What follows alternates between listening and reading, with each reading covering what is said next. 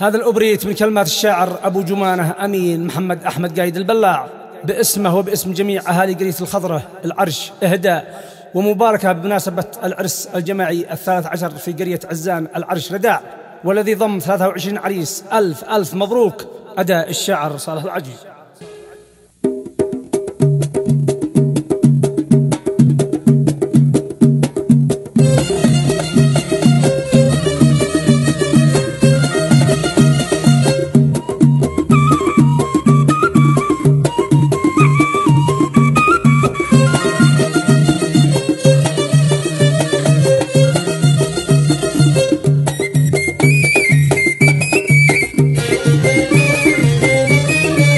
حصن عزان شامخ بيرقه من قديم الزمن فاق الوصوف، من يجريه ولا يسبقه بالشهامة وبكرام الضيوف. طالما الشيخ علي هو مرجعه قايد العرش ثابت في الوقوف، ربنا احميه شر الفاجعه دمت يا شيخ انا جسر السقوف.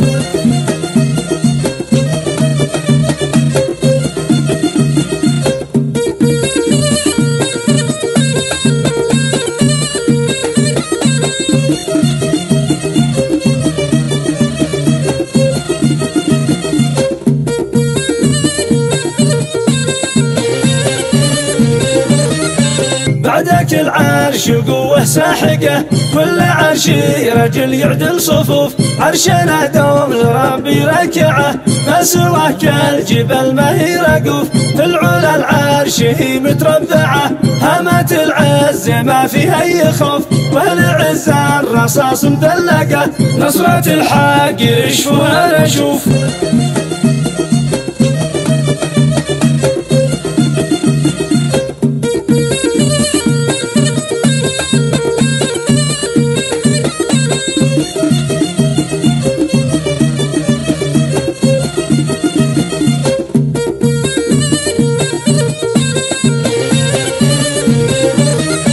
من وصلهم يلبوا مطربه سلم ولا حروب حسب الظروف. هاتي يا هاجسي من منبعه عذب صافي القوافي والحروف. تهنيه للنجوم الساطعه خص كلين وتحف حفوف. يا عماليق شباب الصاعقه ألف مبروك توزع بالألوف.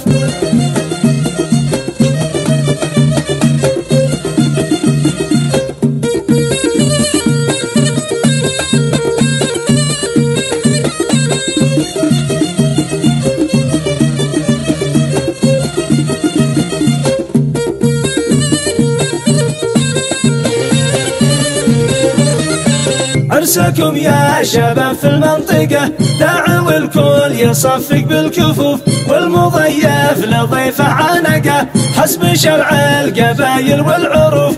ألف مبروك 6 و4 فوق 6 و7 بالحروف. خص كمان هلالي مقبعه حاملين البنادق والسيوف.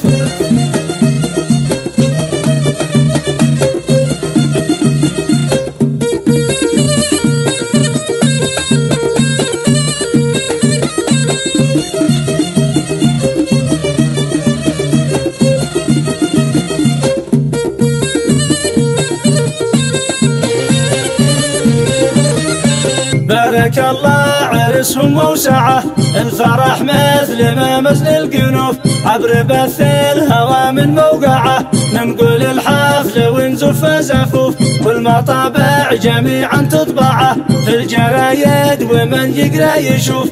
قبل ما اختم نصيحه نابعه من فؤادي لكم عرق الخشوف.